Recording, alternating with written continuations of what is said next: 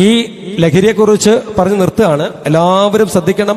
നിങ്ങൾ എത്ര വലിയ യോദ്ധാവാണെങ്കിലും, എത്ര വലിയ നിങ്ങൾ കഴിവുള്ളവനാണെങ്കിലും, നിങ്ങൾ എത്ര വലിയ വീട് വെച്ചിട്ടുണ്ടെങ്കിലും, എത്ര വലിയ CCTV സർവൈലൻസ് വെച്ചിട്ടുണ്ടെങ്കിലും, ഈ ഓഡിറ്റോറിയത്തിൽ എന്റെ സംസാരം കേൾക്കുമ്പോൾ നിങ്ങളുടെ വീട് ആ സെക്യൂരിറ്റി CCTVയിലൂടെ വീട് നിങ്ങൾക്ക് നിയന്ത്രിക്കാൻ പറ്റുന്ന അത്രമേൽ ടെക്നോളജി നിങ്ങളുടെ കൈവശമുണ്ടെങ്കിലും, പക്ഷേ നിങ്ങളുടെ മക്കൾ പോകുന്ന വഴികൾ അത്രമേൽ സുരക്ഷിതമല്ല. കാരണം മക്കൾ നിഷ്കളങ്കരാണ്. അവർ അത്ഭുതങ്ങൾ ഇതിഹാസങ്ങൾ തേടി പോകുന്ന കുഞ്ഞുങ്ങളാണ്. അതുകൊണ്ട് തന്നെ നിങ്ങളുടെ മക്കൾ പോകുന്ന വഴികൾ അത്രമേൽ ലഹരിയുമായി ബന്ധപ്പെട്ടുകൊണ്ട് സുരക്ഷിതമല്ല. അവർ പോകുന്ന കളിയിടങ്ങൾ അത്രമേൽ സുരക്ഷിതമല്ല. അവർ പോകുന്ന വിനോദസഞ്ചാര കേന്ദ്രങ്ങൾ അത്രമേൽ സുരക്ഷിതമല്ല.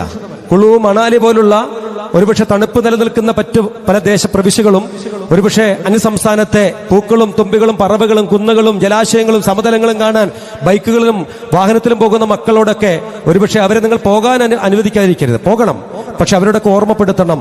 അവിടെ കിട്ടുന്ന ചില സാധനങ്ങളെ കുറിച്ച് ഓർമ്മപ്പെടുത്തണം. നിമിഷത്തിനകത്ത് വഴുതി വീഴരുതെന്ന് ഓർമ്മപ്പെടുത്തണം.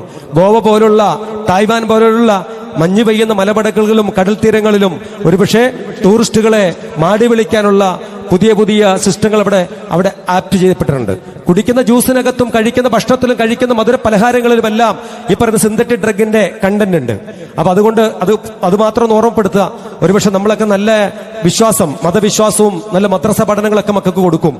നമ്മൾ പറയും, എന്റെ മോൾ എല്ലാം എന്നോട് തുറന്നു പറഞ്ഞ കുട്ടി, എനിക്ക് ഒരു പേടിയില്ല, അങ്ങനെ ഓനെ വളർത്തി അങ്ങനെ സാറേ എല്ലാം എന്റെ കുട്ടീനോട് തുറന്നു പറയും. വള്ളി വിടാതെ പറയും എന്റെ കുട്ടീന്ന്. നിങ്ങൾ ഓർത്തോണം, മക്കളെ നമ്മൾ ഉപരിപഠനത്തിനായിട്ട് നമ്മൾ മറ്റ് സംസ്ഥാനത്തൊക്കെ പറഞ്ഞയക്കുമ്പോൾ നമ്മുടെ മക്കൾ ധരിച്ചിരിക്കുന്ന വസ്ത്രങ്ങൾ, അവരുടെ ഒരു ടേസ്റ്റ്, അവരുടെ ബ്രാൻഡഡ് ആയ ഷർട്ട്, ക്ലോത്ത്സുകൾ, വാച്ചുകൾ, ആഭരണങ്ങൾ, അവർ പോയിരിക്കുന്ന വണ്ടികൾ, അവർ കഴിക്കുന്ന ഫുഡുകളെല്ലാം മറ്റ് മനസ്സിലാക്കാൻ പറ്റുന്ന മറ്റ് സുഹൃത്തുക്കളുണ്ട്, ഒപ്പം പഠിക്കുന്നവരുണ്ട്. അവരതിനെയൊക്കെ വിലയിരുത്തും. അത്യാവശ്യം വീട്ടിൽ നല്ല പൈസ ഉള്ളവരാൻ തിരിച്ചറിയും. അറിഞ്ഞാൽ പിന്നെ വളരെ ഈസിയാണ് കാര്യം. കാരണം നമ്മുടെ മകളുടെ കയ്യിൽ സിഗരറ്റ് കൊടുത്ത മകൾ വേണ്ടാന്ന് പറയും. ഒരു മദ്യം കൊടുത്ത് കുടിക്കാൻ പറഞ്ഞ മോള് വേണ്ടാറിയും. ഇത് കഞ്ചാവാണ് വലിക്കണോ വെച്ചപ്പോ എനിക്ക് വേണ്ടാറിയും. കാര്യം എന്താ? അതൊക്കെ നമ്മൾ മകനെയും നമ്മൾ പഠിപ്പിച്ചിട്ടുണ്ട്. പക്ഷേ ഒരു സമയത്ത് ഒരു ജ്യൂസ് ഷോപ്പിലോ കോഫി ഷോപ്പിലോ ഇരിക്കുന്ന സമയത്തിനകത്ത് മകൾക്ക് കൊടുക്കുന്ന ഒരു ഗ്ലാസ് ജ്യൂസിനകത്ത് ആ കൊടുക്കുന്നവന്റെ ചൂണ്ടുവിരലൊന്ന് അമർന്നിരുന്നാൽ, ഒരു 3 സെക്കൻഡ് അവന്റെ വിരൽ ആ ജ്യൂസിനകത്ത് അമർന്നിരുന്നാൽ, അവനെ നഖത്തിനകത്ത് ഒളിപ്പിച്ചു വെച്ചിരിക്കുന്ന ഈ പറയുന്ന സിന്തറ്റിക് ഡ്രഗ്, മെത്തലീൻ ഡയോക്സി മത്താംഫിറ്റം എന്നറിയപ്പെടുന്ന ലഹരി ആ ജ്യൂസിലൊന്ന് കലർന്നാൽ, നമ്മുടെ മകളൊന്നും അറിയാതെ കുടിച്ചാൽ, ഒരു 6 മിനിറ്റുകൾക്ക് ശേഷം ആ കുട്ടിയിലുണ്ടാകുന്ന ശാരീരികമായ മാറ്റവും ഒരുപക്ഷെ മാനസികപരമായ മാറ്റവും കേവലം മൈക്കിൽ കൂടെ സംസാരിക്കാൻ പറ്റുന്നതല്ല. അസാധ്യമായ ഒരു രീതിയിലേക്ക് ആ കുഞ്ഞ് പരിവർത്തനം ചെയ്യപ്പെടും. ഈ പറയുന്ന MDMA എന്നൊക്കെ നമ്മൾ കേട്ടിട്ടുണ്ട്. പത്രത്തിൽ MDMA പിടിച്ചു, അവിടെ പിടിച്ചു, പോലീസ് പിടിച്ചു എന്നൊക്കെ നമ്മൾ പറയപ്പെടുന്നുണ്ട്.